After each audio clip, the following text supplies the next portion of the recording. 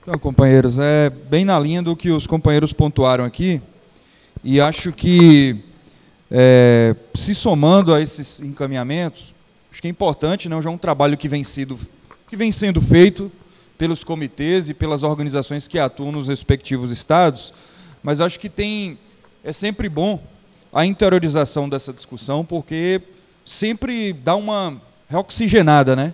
Como o Cajá citou aqui a recepção do companheiro Emanuel Bezerra aqui no Rio Grande do Norte, e esse ano nós tivemos numa cidadezinha do interior da Bahia, em Palmas de Monte Alto, para fazer a discussão sobre a exumação do companheiro João Leonardo da Silva Rocha, e nós sentimos lá também o calor, de mais de 300 pessoas numa audiência pública, e que as pessoas queriam, de fato, conhecer, fazer aquela discussão, e não sabiam, Você tinha um episódio importante da ditadura militar que ocorreu ali nas barbas da comunidade, e a comunidade não tinha um pleno domínio daquela discussão. Então, é sempre reoxigenar as atividades dos comitês, a interiorização da discussão e trazer mais e mais pessoas para esse debate. Um debate que eu acho que ainda tem muito apelo, tem muita coisa para ser descoberta. Quando nós estivemos em Caetité, no interior da Bahia, para fazer a discussão sobre Anísio Teixeira, por exemplo,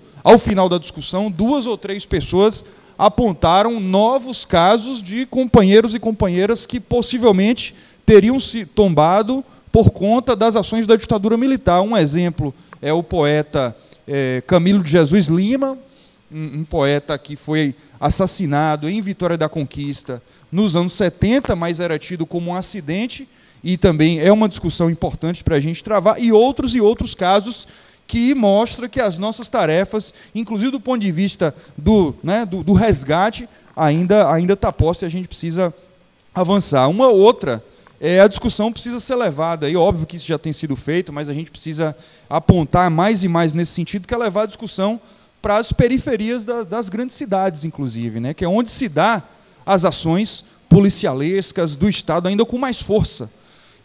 Também não esquecermos que durante a ditadura militar foi onde se agudizou o processo, inclusive, de exclusão e de expulsão de negros e pobres dos grandes centros urbanos do país, onde se jogou as pessoas cada vez para bairros mais distantes, para áreas mais distantes, e que nós vemos, inclusive, o resultado disso em grandes cidades, na atualidade, dos problemas urbanos. Grande parte deles que nós temos na atualidade foram ocasionados pelas ações da ditadura militar. Então, acho que tem respaldo, tem muita memória, tem muita verdade que a gente tem condição de trabalhar, levando esse debate para as periferias dos grandes centros urbanos.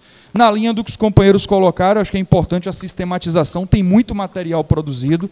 Uma simples pesquisa no Google mostra que tem muito trabalho. Quando você acha que ninguém falou daquilo, sempre tem alguém que pontuou. Então, acho que a gente precisaria de algum espaço online. Óbvio que já tem algumas iniciativas, mas eu acho que a gente precisa trabalhar um outro gargalo, que eu acho que é a comunicação. Acho que nossa comunicação é sofrível. Nós temos, inclusive, poucas informações sobre o nosso próprio encontro. Óbvio que tem um esforço militante dos companheiros que estão fazendo a transmissão online, que estão fazendo as discussões, as divulgações, mas eu acho que precisa ser fortalecido, precisa ser ampliado o nosso trabalho de comunicação. Não é só o nosso encontro, não. Pegue lá, por exemplo, eu não sou especialista da comunicação, mas sou um observador. E os vídeos da Comissão da Verdade, tem vídeo importantíssimo, histórico, que tem 100 visualizações no YouTube, 200 visualizações. Isso é quase nada. Um menino falando aqui no YouTube, transmitindo ao vivo, tem 5.000 visualizações em 1 hora. Então, assim, acho que a gente precisa aprofundar essa discussão da comunicação, porque eu acho que tem apelo, tem espaço, e eu acho que a gente precisa aprofundar esse debate. E concordo, companheiro, para finalizar, com a criação aí de um GT, de um grupo de enfrentamento, porque eu acho que a gente precisa desse grupo de justiça para fazer um enfrentamento. Um exemplo concreto, o companheiro é testemunha. Nós tivemos a repetição de um caso em Salvador, há 2 meses, similar ao de Rafael Braga, no Rio de Janeiro. Rafael Braga, um jovem negro, trabalhador nas ruas do Rio, e que foi preso de forma arbitrária por portar pinho-sol, por acaso, passando ali pelas manifestações de 2013, foi mantido encarcerado no 1º grau, uma sentença mantida no 2º. Então, nós tivemos uma repetição em Salvador, recentemente, de um jovem negro que foi acusado de roubo num bairro da classe média alta da cidade. Quando retornava para casa, foi preso pela polícia militar, como únicas testemunhas os próprios policiais militares, que forçaram uma vítima a dizer que era aquele jovem.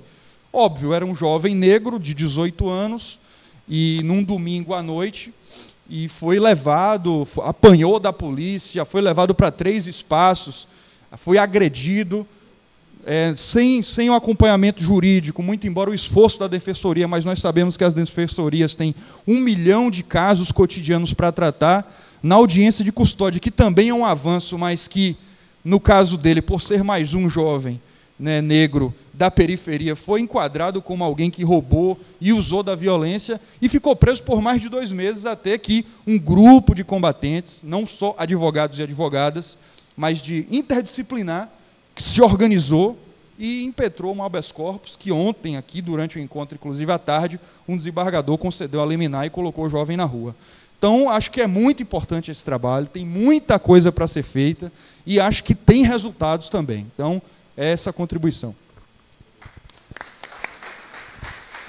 Eu só queria fazer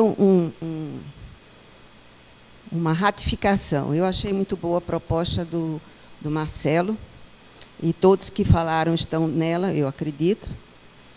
A outra coisa é, como eu não faço parte especificamente de nenhum grupo, nem partido, eu queria dar a minha visão de professora, de escritora e de militante, de um modo geral, pelas questões de justiça, de meio ambiente. Precisamos realmente, para que essas comissões não fiquem com o resultado, que o Marcelo já falou aqui, de pouca visibilidade, vamos deixar só nesse item, é bom não perder o foco. As comissões e comitês são para memória, verdade e justiça. Então, cuidado com as polarizações partidárias e de classe, como se falou várias vezes aqui, porque, se nós formos entrar nisso, nós vamos perder que essa luta é uma luta do Brasil, é uma luta plural, e não pode ser reduzida a facções, porque nós vamos acabar exatamente como estamos agora. O que temos agora? Nós temos um grupo lá em cima, que é declaradamente, a sua ideologia é declaradamente superior, vamos dizer assim, entre aspas, ao resto do país, à realidade do país, chama os bolsominions, que também tem um clamor que já tem várias pessoas unidas a ele. Então, há todo um grupo que vamos chamar isso de classe. E nós não vamos entrar nessa e fazer um outro grupo de classe, porque é uma redução e uma traição a esse movimento. Então, assim, só para chamar a atenção.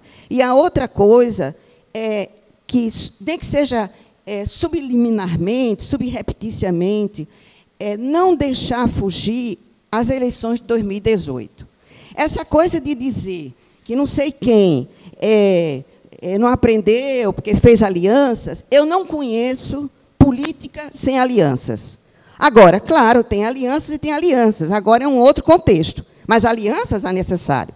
Senão, como é que vai ser um político sozinho, só com o PT? E a outra coisa importante que ninguém está falando, eu acho, é a bendita união das esquerdas. Eu estava na França na época em que era Giscard d'Estaing, e o que aconteceu foi que as esquerdas, que não se amavam como sempre, resolveram se unir. A legenda era: é preciso bater Giscard d'Estaing, e conseguiram. Então, a gente precisa pensar nisso. Você olha para um PSOL, tem ódio do PT. Você olha do PT, tem uma turma que tem ódio do PSOL. Para onde nós vamos com isso? Então, é preciso pensar nisso quando estivermos nessas comissões de conteúdo, o que é que nós queremos para 2018. Obrigada.